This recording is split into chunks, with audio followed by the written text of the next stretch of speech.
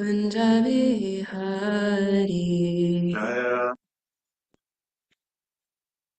Kunjavihari Jai Radha Madhava Kunjavihari Jaya Radha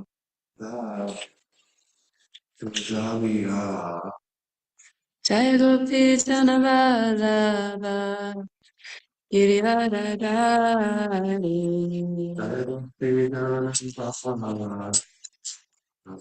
Kunjavihari Jai Gopi Janavallabha Girivaradari Jaya Radha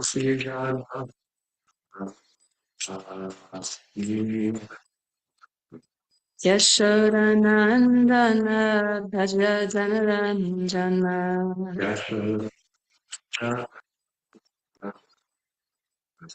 Yashodanandana Bhaja Janaranjana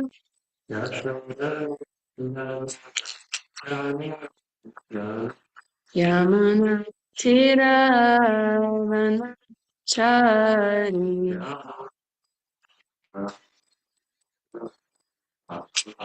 Yamana Tiravana Chari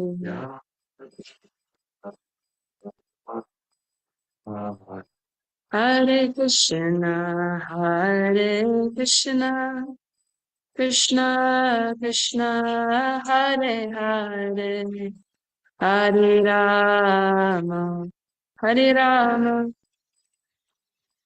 Rama Hare Hare Hare Krishna, Hare Krishna, Krishna Krishna, Hare Rama, Hare Rama, Hare Rama. Hare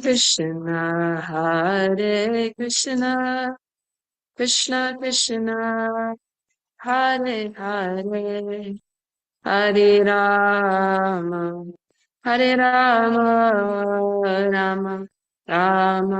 Hare Hare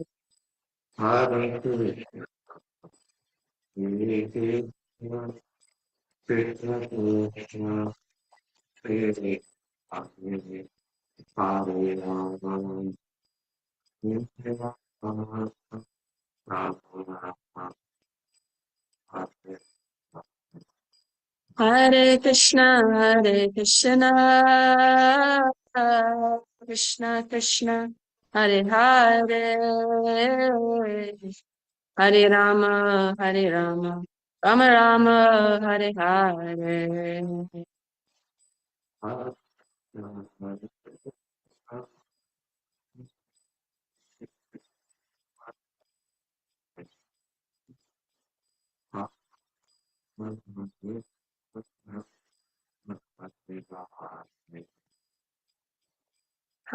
Krishna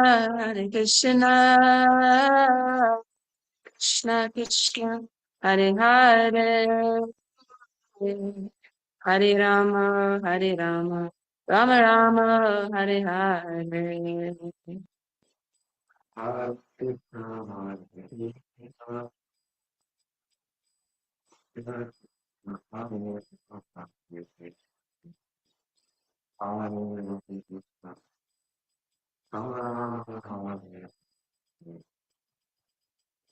Hare Krishna Krishna Krishna Hare Hare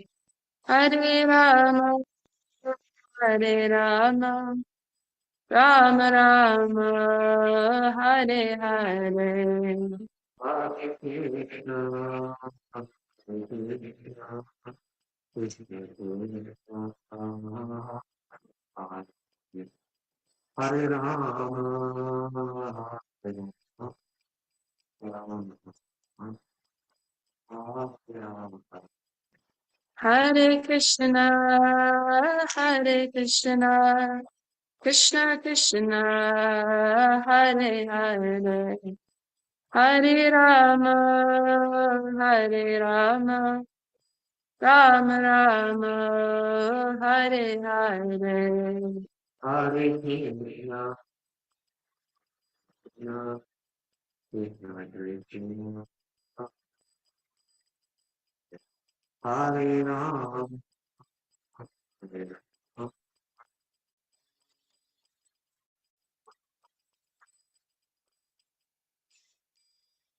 Jayam Vishnupad Paramahamsa Parvadakacharya, Lord accepted his divine grace. A.C. Bhaktivedanta Swami Srila Prabhupada Ki. Jayam Vishnupad Paramahamsa Parvadakacharya, Lord accepted his divine grace. Bhaktisiddhanta Saraswati Goswami Maharaj Prabhupada Ki. Ananda Gaudiya Vaishnava Vrinda Ki. Nitai Gaur Premanandi.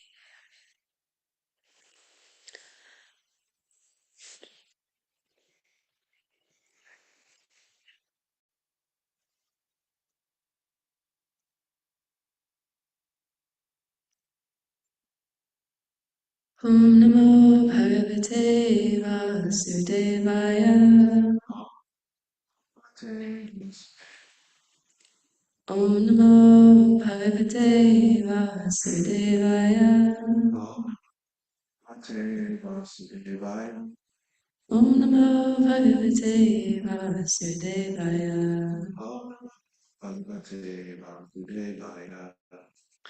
Okay, Hare Krishna, everybody. Today we are reading from the Gantraja Srimad Bhagavatam, Canto 6, Prescribed Duties for Mankind, Chapter 4, the Hamsaguya Prayers, text number 48.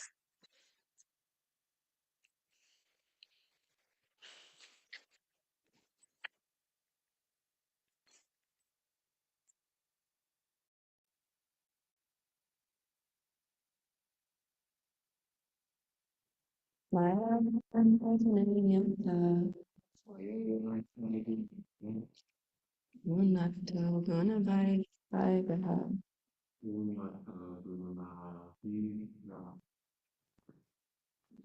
Vipasit Tata Evadya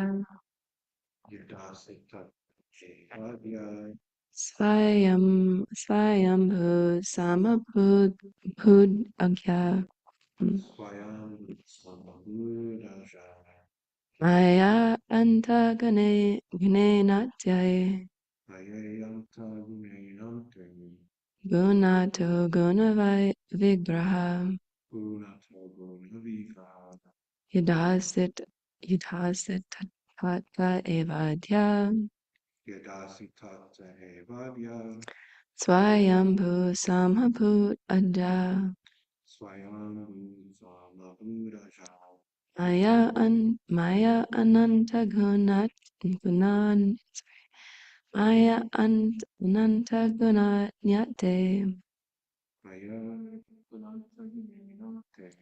Gunato Guna Vigraham Yadasit Tata Evadya Swayambhu Samhapuja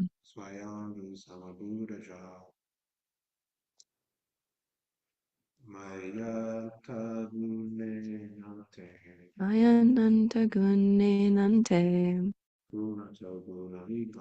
Gunato Guna Vigraha Yadasatata Evadya Swayambhu Samabhujaja. Anybody wants to like to say the verse? Mayanta Gune Mayananta Gune Nante Nante Gunenante Gunato Guna Vigraha Vigraham Yarashitata Evadya Yadasatata Evadya Swayambhu Samabhudaja Swayambhu Swayambhu Swayambhu Samabhudajaha Samabhujaha. Anyone else? Yashadev? Mayananta Gunenante Ayanante gunenante. Gunato Gunavigraha Nato gunavigraha. Yadasit Tat Evadhya Dasit tata evadya. Swayambhu Samabhud Ajaha. Ayambu samabujaha. Okay. Thank you. Synonyms, please repeat. Mai, in me. Anante, ananta, oops, I lost it. Ananta gane. Anantagune, Possessing unlimited potencies. possessing unlimited potency. Anante, Anante, unlimited. unlimited. Gunata, Gunata, from my potency known as Maya. from my potency known as Maya.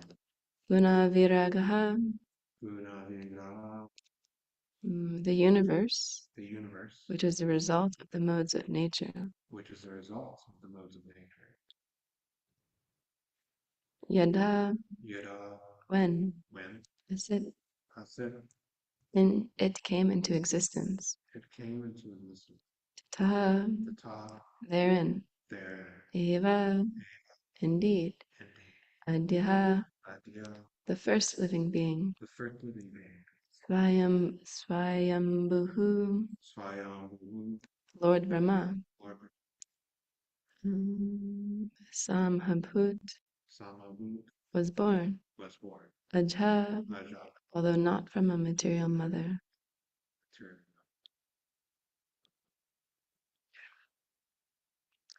Translation and purport by Srila Prabhupada. Srila Prabhupada ki jai.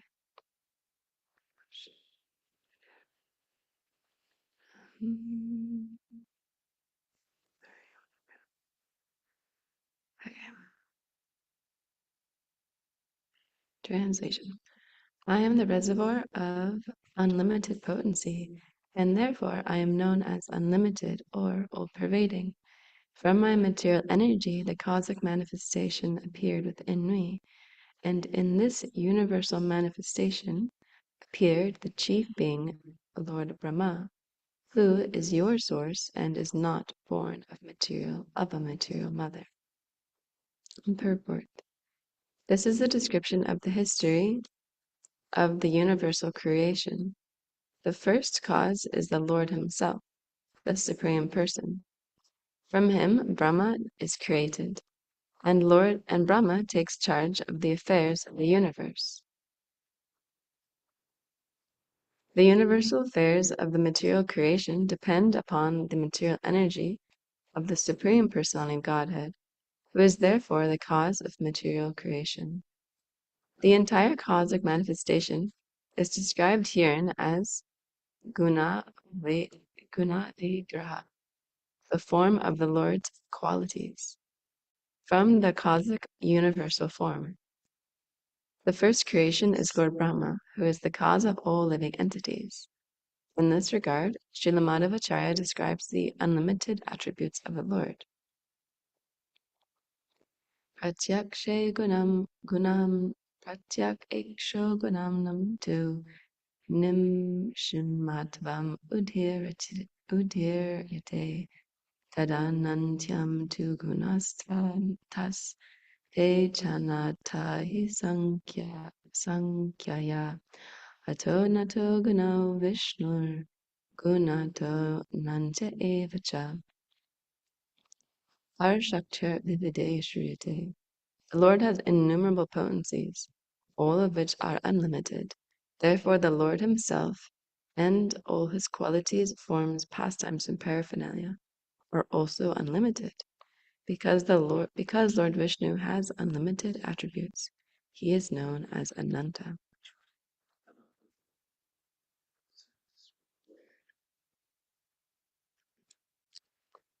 Om Jnana Timirandasya Gyananjana Shalakaya Chakshurumritam Yena Tasmai Shri Guruve Namaha.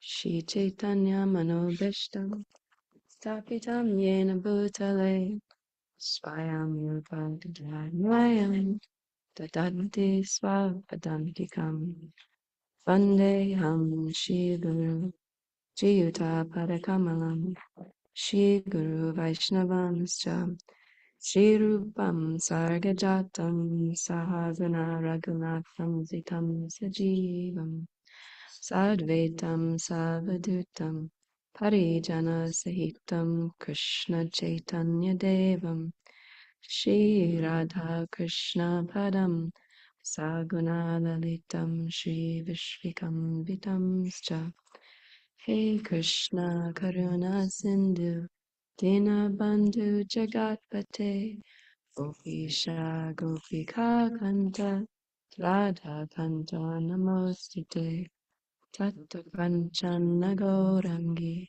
Radhe Vrindavaneshwari Vrishabhanu Sutta Devi Pranamami Hari Priye Vanchakalpatarubhyascha Kripa Sindhu Vyevata Patitanam Vaishnavebhyo Namo Namaha Shri Krishna Chaitanya Prabhu Nityananda Shri Advaita Gadadhar Shivasadi Gaur Bhaktavrinda Hare Krishna Krishna Krishna Hare Hare Hare Rama Rama Rama Hare Hare.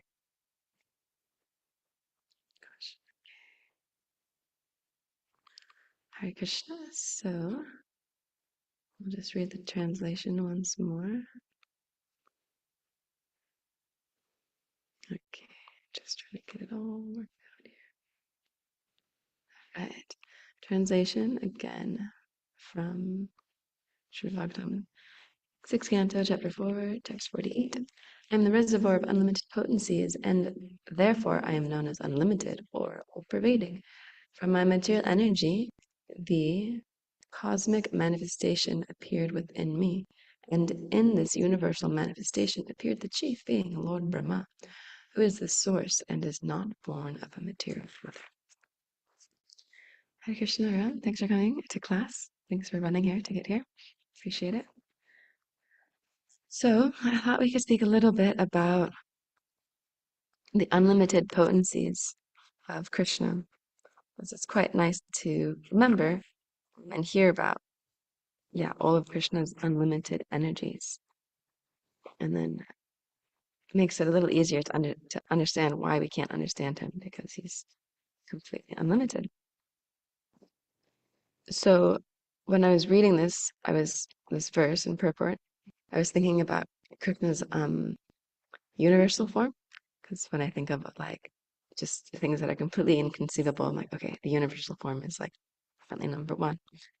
And I thought to read just a bit from Bhagavad Gita, the 10th chapter, like texts 19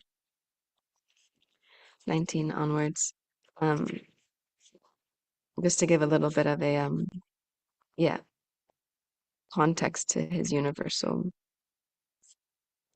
form and his unlimited energies within that form. So this is like preluding. This is the end of the 10th chapter, which is the absolute, the opulence of the absolute, and is building up to the chapter about the universal form, which you guys all know much better than me. But I thought it was really interesting as I was just reading it yesterday, how Krishna starts explaining to Arjuna all of his potencies, starting with this text 19, where he's like, I'm going to tell you, but I'll only tell you like my limited opulences, because you just can't get the whole thing. Like you won't be able to understand everything. And as he does this, he leads up, and then in the beginning of the 11th chapter, Krishna begs, like, please show me your universal form. I want to see it. And he gives him the divine vision to see, and then he's completely bewildered. So just this little bit though, where he talks about all the different, where he's present within all the different places in the world. I'll just read some of the translations. It's quite nice because it just helps us be able to see Krishna in all places.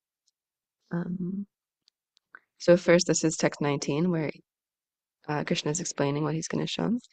He says, the Supreme Personality of Godhead said, yes, I will tell you of my splendorous manifestations, but only those which are prominent, O Arjuna. My opulence is limitless. And then Srila Prabhupada in the purport gives some nice points where he says, "It is not possible to comprehend the greatness of Krishna and his opulence.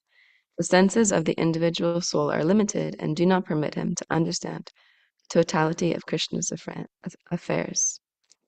Still, the devotees try to understand Krishna." Um, and then Srila Prabhupada says, "Even if we can't understand, rather the very topics of Krishna are so religible that they appear to the devotees as nectar. Therefore, they want to hear and discuss them." So yeah, I was thinking, of course, it's nice to hear and discuss. Like this is the month of Kartik. It's so nice to hear pastimes of Lord Damodar and discuss Krishna Lila, but it's also very nectar to hear of all of Krishna's, these things that they might seem a little harder to conceive of, at least for myself. So okay, we'll start with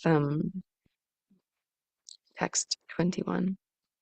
So Krishna says, "I am the super soul, O Arjuna, seated in everyone's heart of all living entities. I am the beginning, the middle, and the end of all beings." And there's a text, I think it's in the text 8 of chapter 10. And it's said in the purport that there never was there a time when Krishna did not exist. At the beginning of the creation, he was there, and he's at the end and in the middle. So it's interesting. The first verse that he's saying is that he's quoting, "I am the Parmana." He says, "Of the Daityas, I am Vishnu. Of the light, I am the radiant sun. Of the Maruts, I am Marichi, and among the stars, I am the moon. Of the Vedas, I am the Samaveda. Of the demigods, I am Indra, the king of the heaven. Of the senses, I am the mind, and in the living beings, I am the living force, the consciousness.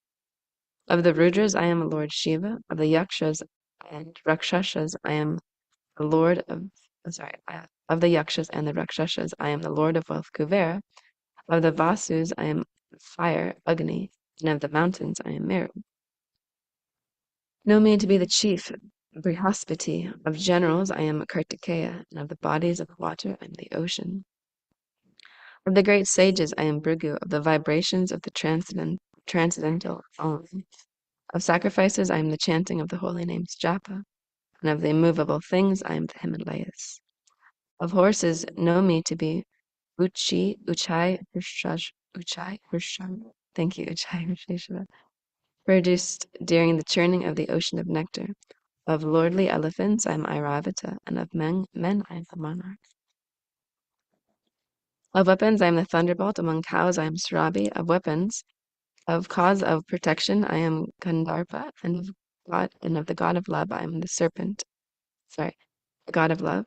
And of serpents, I am Vasuki. Of the many-hooded Nagas, I am Ananta, and among the aquatics, I am the demigod Varuna. Of departed ancestors, I am Aryama, and among the disciples of law, I am Yama, the lord of death.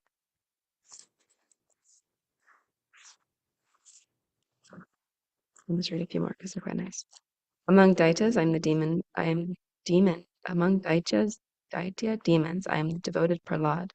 Among subduers of time, I am subduers of time. I forgot my glasses. Among beasts, I am the lion, and among birds, I am the raven. Of purifiers, I am the wind. Of wielders of weapon, I am Rama. Of fishes, I am the shark.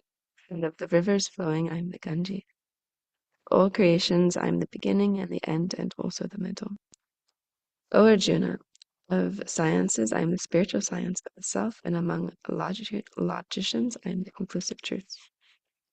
I'll start with that because it goes on for ages. But it just gives us a picturesque mentality of all of the things that Krishna is. And of course, one of the last verses, know that all beautiful and glorious creations splend from the spark of my splendor. So yeah, anyways, I just wanted to read a little bit of that because it's very, very nice to think about and to just remind ourselves of all of the how Krishna is present in all different elements of the world.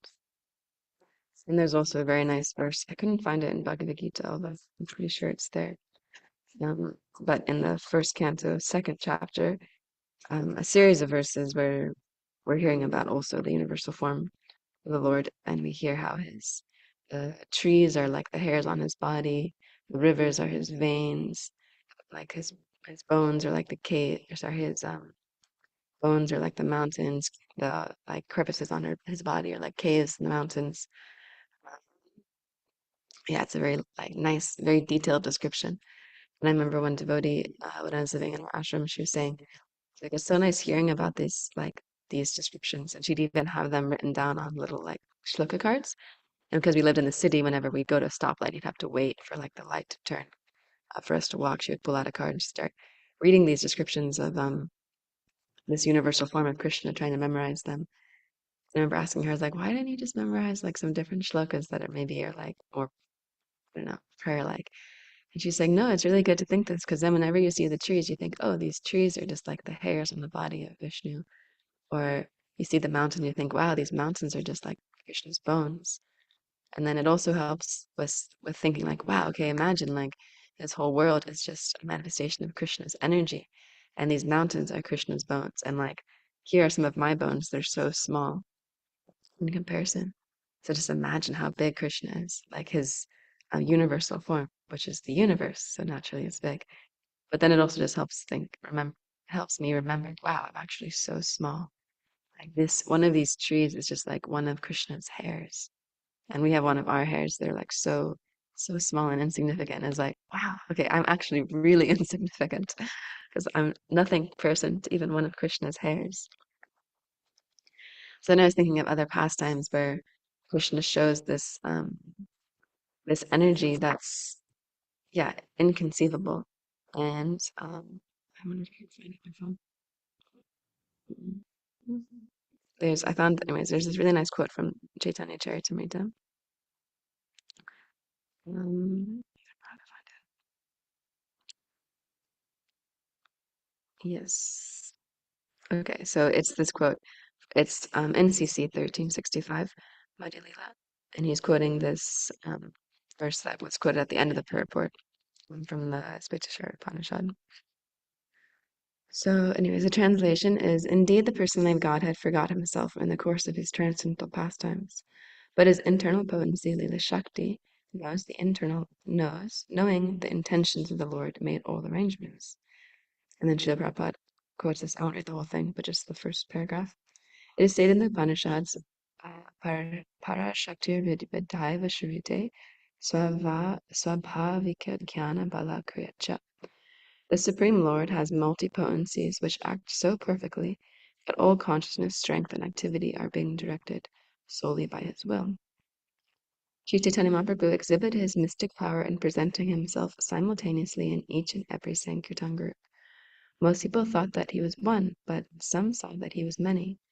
The internal devotees could understand that the Lord, although one, was exhibiting himself as many in different Sankirtan groups. Yeah, so I just thought this was a nice part to highlight this, how this energy works. So like we have his universal creation and reading about in Bhagavatam, Bhagavad Gita, how he's present in so many different aspects of the world. Like he's of all the sharks, of all the dangerous fish, he's the sharks. Of the mountains, he's Mount Meru. Of the fighters, he's Kartikeya. So like this, there's so many different Krishnas everywhere, but he's highlighting different aspects of himself throughout the entire world. And then I was thinking, okay, so then we can even see in our material vision, we can see the trees, the mountains, the rivers, the caves, that they're all, we can relate them back to Krishna. So then within Krishna's pastimes, he also displays this energy, like in the dancing at the Rath Yatra cart. Lord Chaitanya is dancing so beautifully in front of the cart of Lord Jagannath. And he's dancing, and he's created many different Sankirtan groups, and in each group there's like 10 Mridanga players and cartel players.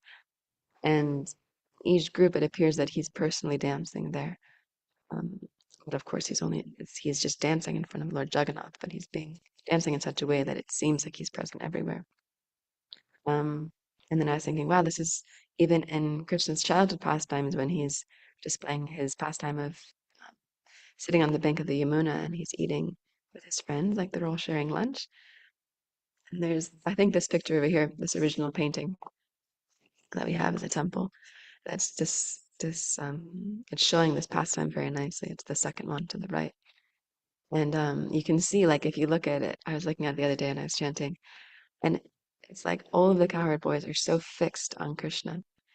And I was wondering, I was like, I wonder what they're talking about. Because it looks like, when someone's telling you a joke or a story and you're just like so fixed, like, oh, what are they saying? So I was looking at this picture and I was like, man, it's so captivating. And in the pastime in Krishna book, Srila Prabhupada's describing how it appeared that Krishna was with each cowherd boy directly, like he was talking with them and just sitting right in front of them, although he's in a huge group. And each cowherd boy was saying something, and it was as though Krishna was like with that person, just I'm with you personally. And I remember thinking, wow, this is so cool. And even in, of course, the very confidential pastimes of Krishna's Ras Leela, with the gopis, it's also described that the gopis are dancing, and there's that picture, I think it's a famous one, where all the gopis are in a circle and they're dancing with Krishna. And then Krishna's in the center dancing with Srimati Radharani. And it's like that, although there's, Krishna expanded himself to dance with all the gopis perfectly. So he's expanding this energy where he can be present in many different forms at the same time. And each gopi couldn't even think that, or didn't even realize that, he's with all the other gopis at the same time. They're just so focused that he's just with me. And same, Krishna, I was listening to a pastime, or sorry, a lecture the other day with was describing this same potency. And I can't remember, I think it might have been Kadamba Karna Maharaj was giving this a class, and he was saying, yeah, there's 16,108 different palaces in Dwarka where Krishna has his wives. And it's not that like he spends one day with one wife and then he goes to the next and then the next, and then each wife has to wait 16,000 days before Krishna comes back around to her palace, because that doesn't work with ladies. Um, no, it's that Krishna would expand himself and he'd go from one palace to another like this. And there's a nice pastime in Krishna book where Narada Muni is discussing these pastimes of Krishna, and he's going from one palace and he sees Krishna's there playing like chess with one wife, and then goes to another palace and he sees Krishna's there and his wife's fanning him and he's eating and he's playing with the kids, and then he goes to another palace and Narada Muni is expressing his amazement, like, wow, he's expanding himself into all these different potencies so he can be in each household and take care of each family. And so that each wife feels like, wow, Krishna's so henpecked. He's only ever with me. Although he has all these other wives, he's only ever with me. So I was thinking, oh, this is so amazing. Like, because this pastime of the universal form I've always found very bewildering and hard for me to understand. My mind doesn't really work in that way. So then when I was trying to apply it to these different pastimes and seeing the same energy of Krishna where he's just showing like this is what I can do, then it makes the inconceivable a little less, but also a little bit more. Which is really nice. And then so it brings us to this point of how Krishna is actually inconceivable, which is good and comforting to know as we're trying to understand Krishna through hearing and through reading Srila Prabhupada's books. We're trying to understand some aspects of Krishna, but there's just some points when you're like, I just can't understand this. I just can't get my head around this pastime. Or I can't understand like the depth of Krishna's knowledge. And that's good. And that's perfectly fine because Krishna is completely inconceivable. We can't understand him with our material senses. And even with our spiritual senses, unless they're perfect and complete, then it's also going to be hard to understand him. And that's even like in this month of Kartik, the pastime of Lord Damodar is a very nice pastime to understand how I was trying to explain. Like my mom was visiting the last couple of days, and I brought her to the Kartik we did, to the offering we did yesterday morning. And she was like, so is this something that just happens on Friday mornings? And I was like, no, it's just, month of Kartik. And I was trying to explain that the reason we celebrate, we like, there's many reasons we worship Lord Damodar specifically in Kartik, but I was trying to explain to her that, um, Krishna as the Supreme Personality has taken this form of a child. And this pastime is very special because he's letting his mother bind him with love. And how inconceivable it is that Krishna, who is everything, who is the trees are his hairs, the mountains are his bones, the rivers are his veins, that he's the universe, he is the sharks, he's the Mount Meru, he's Kartikeya, he's Brihaspati, that he can be bound with rope, which is like a simple rope they use, the same rope they use to bind the hooves of calves when they're milking them. That he allows himself to be bound with this rope, which is probably, used for all sorts of purposes, and that he is bound by his mother with love. That's the only reason that he was able to be bound. So I was trying to explain this to her, and I was like, it's actually just inconceivable. You can't understand it. So just try not to think of anything wrong when you're offering your lamp.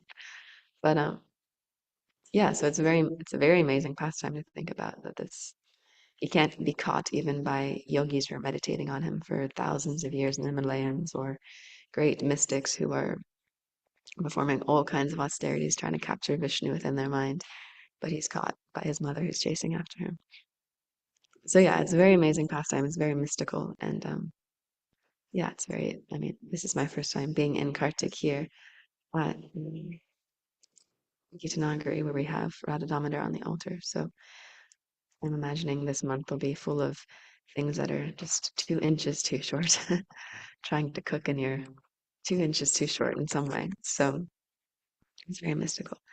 And then even this, the way that Krishna manifests his universal potency to completely bewilder people, is even present like within the material world. Like my mom, she's a physicist, and you're talking one morning over breakfast, and I was really restraining myself, and Dusty was also restraining me from just being a little too preachy. But yeah, she was saying within and even within the world of physicists and within the world of the scientific discoveries and stuff like that, she was saying that there's like dark matter, which I'm sure Kalisha can comment on for hours. And I was like, so what is dark matter? And she's like, we don't know. It's just like matter that we can't, we shoot electrons at and we shoot different energies at it, but it's not reacting with our energies, with our forces that we're sending out. So we can't understand what it is. And then she's saying, yeah, actually, we can only see 0.00001% of what's out there. Nothing. Like that's such a small thing. And I was like, wow, if only you had a transcendental light switch that you could like click on and then you could just see what's out there. And he's like, yeah, we just can't, we don't have any, science doesn't have anything that we can prove, like we can shoot back and get test results like this.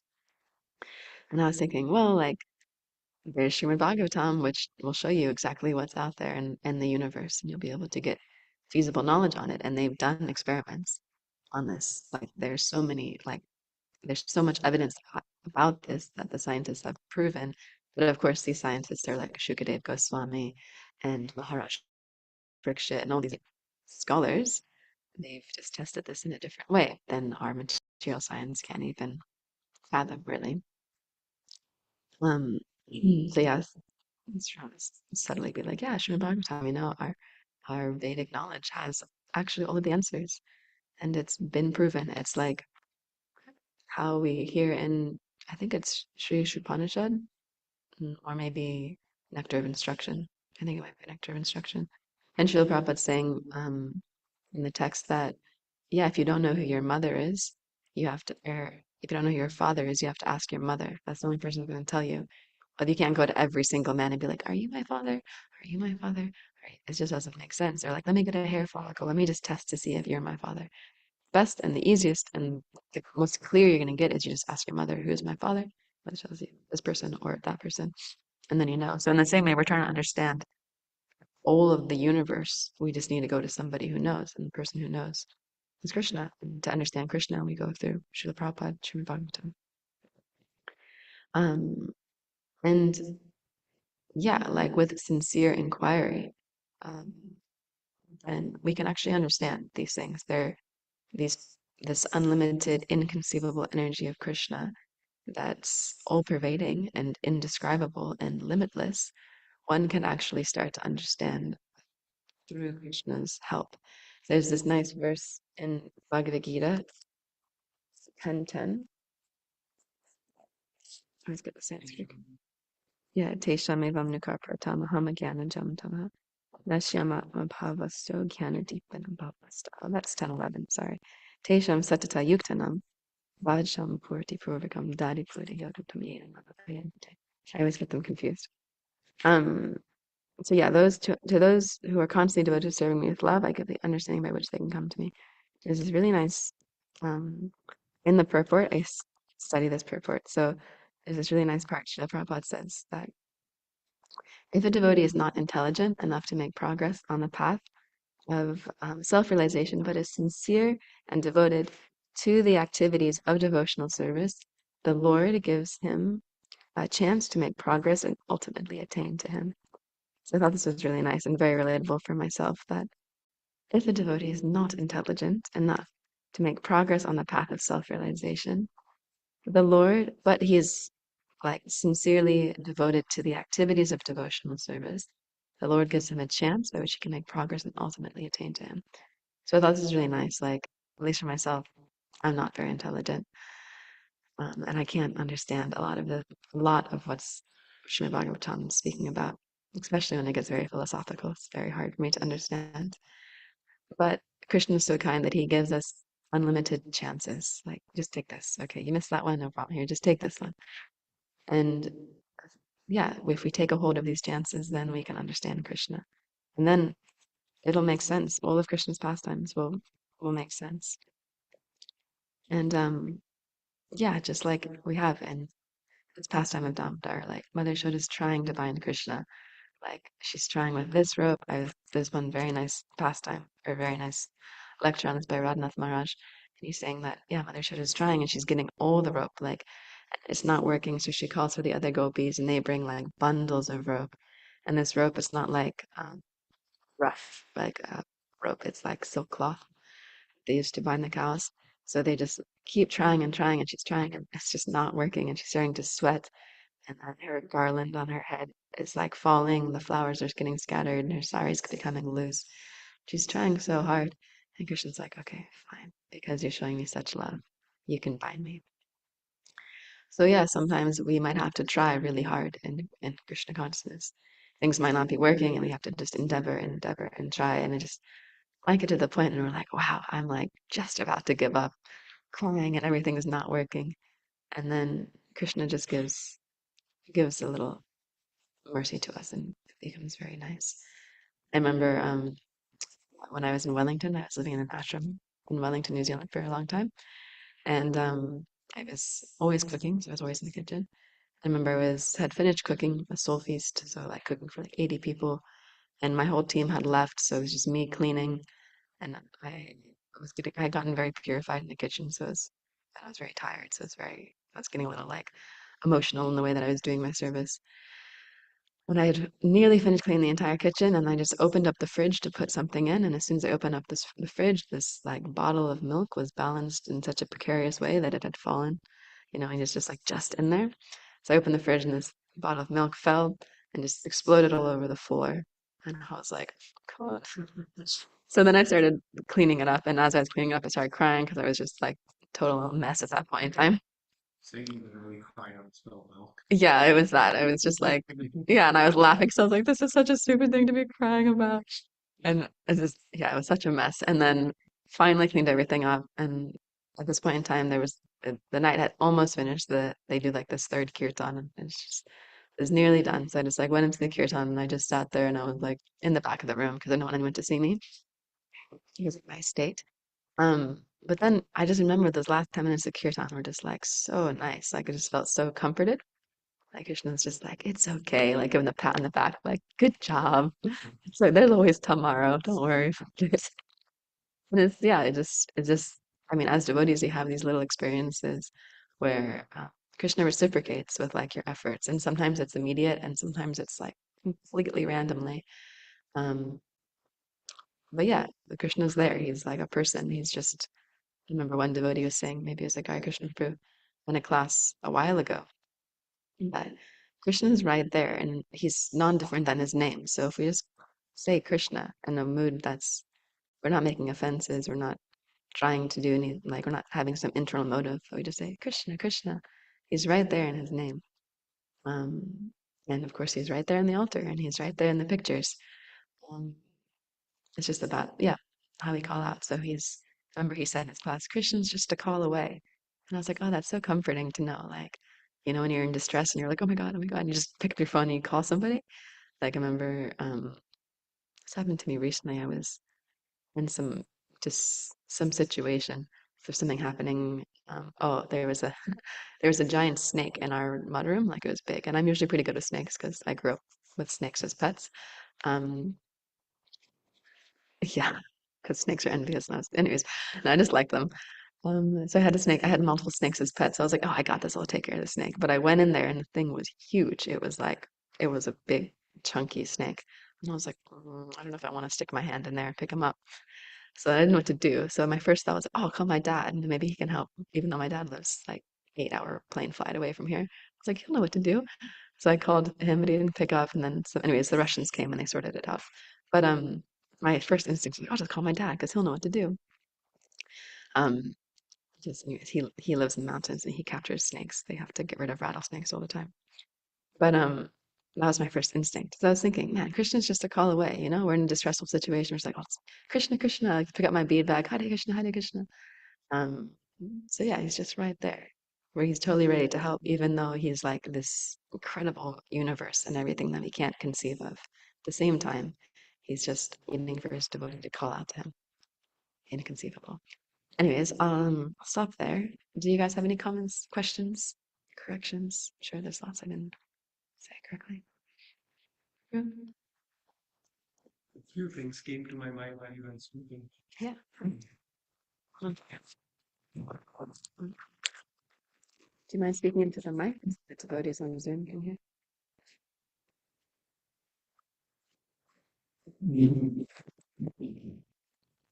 Very nice size. Yep. When we were reading about the greatness of Krishna's unity, I was thinking about like when I first visited Jagannath, I was trying to like Yeah. and then Karan's directing is so strong.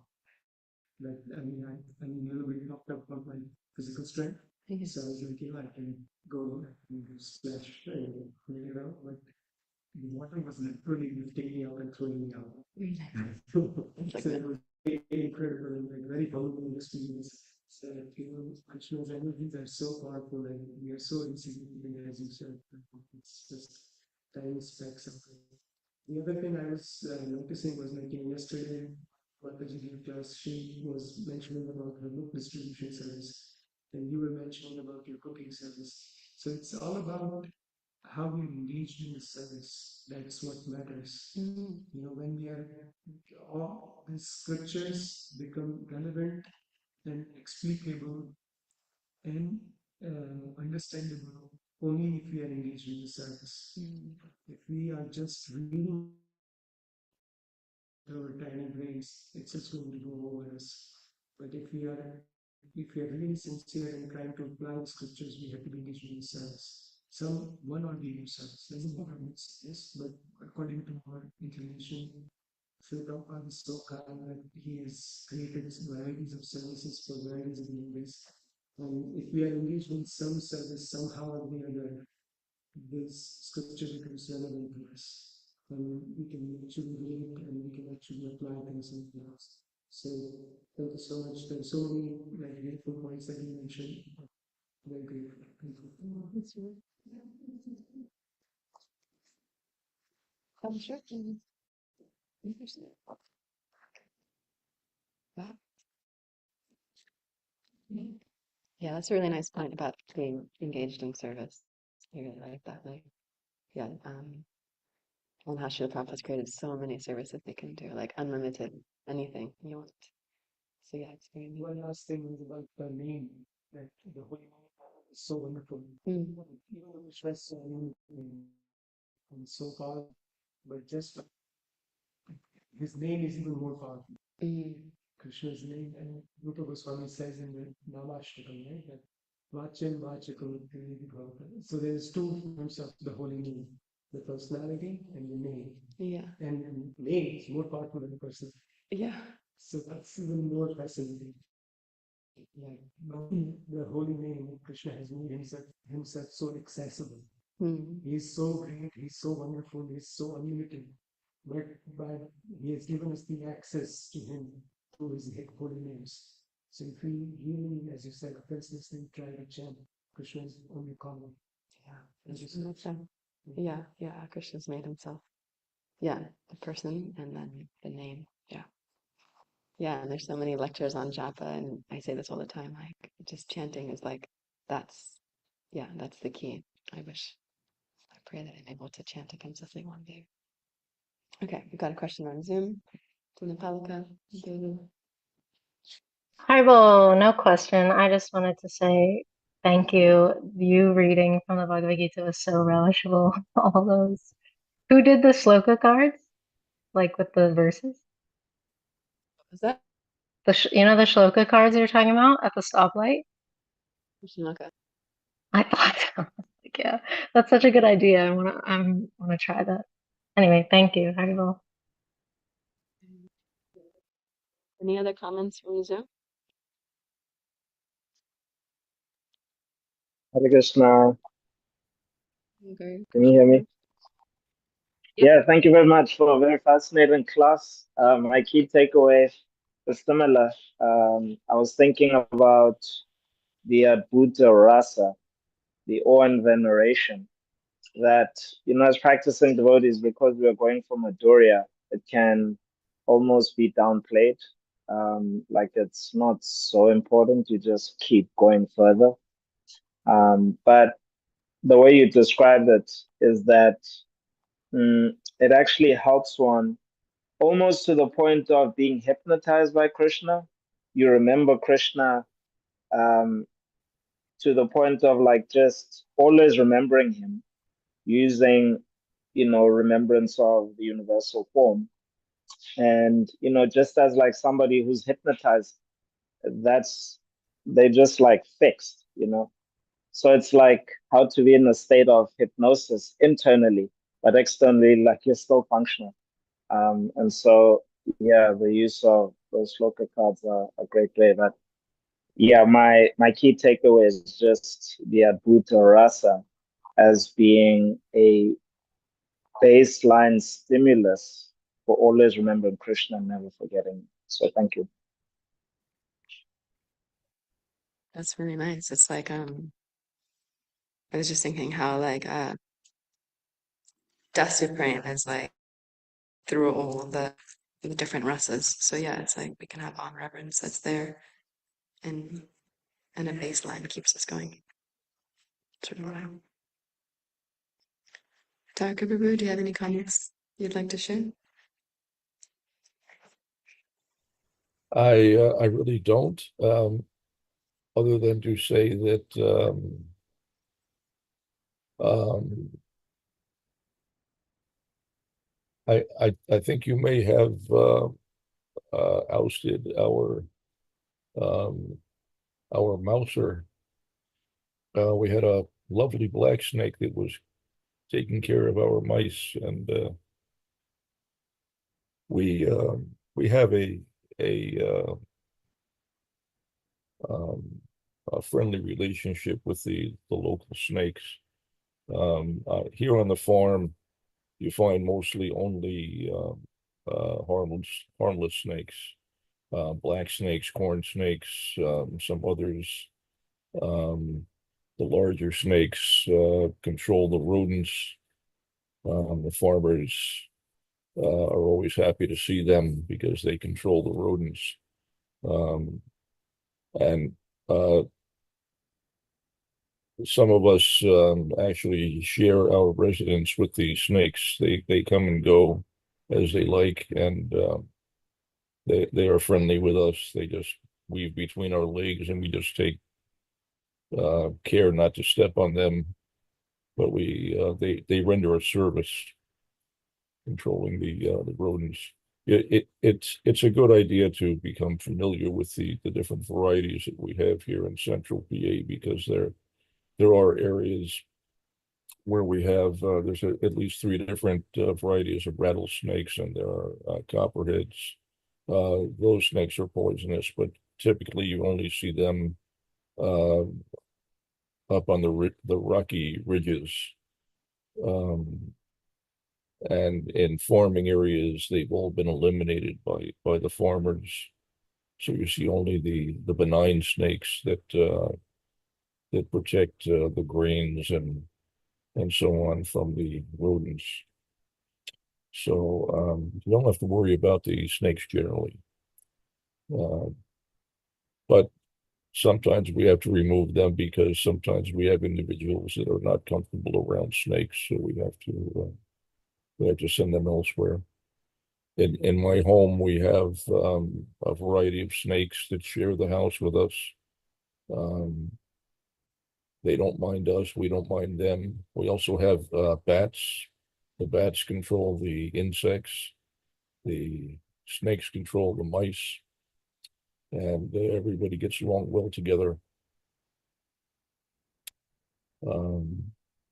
Otherwise, I want to thank you for a nice class. I appreciate the descriptions of Krishna's own descriptions of how he can be understood within the scope of material nature. It's a nice meditation. Many places in Bhagavad Gita, Krishna gives such descriptions. Famously, there's the verse Rasoham Apsukantaya Prabhashmi Sachi Surayaho. What is the rest of that Shabdake? I can't remember the rest of the verse, which is I am the taste of water. I am the light of the sun and the moon, the syllable Om and the Vedic mantras, and the sound in ether and ability in man. Even whatever ability we may have, however great or small, that is Krishna himself. It's coming from Krishna, and Krishna says that I am. The sound in ether, which is everywhere around us. We can always appreciate Krishna there. Every time we drink any fluid, Srila Prabhupada said it's not just water, but any fluid that you drink, that taste, the thirst quenching taste of that fluid is Krishna. The light and the sun and the moon, that also is always with us. We have no power to see without Krishna's presence in those forms. So it's very nice meditation to be able to always appreciate how Krishna is present in so many different ways. Can always remember Krishna. Very nice. Anyway, thank you again, Hare Krishna. Thank you very much, Tara. I hope if I ever have to take birth as a snake, I can take birth in your house. And I won't be scared away by people like me. Okay, we'll finish there. Gancha, Srimad Bhagavatam ki. Let's go to Shiva Prabhupada ki jai.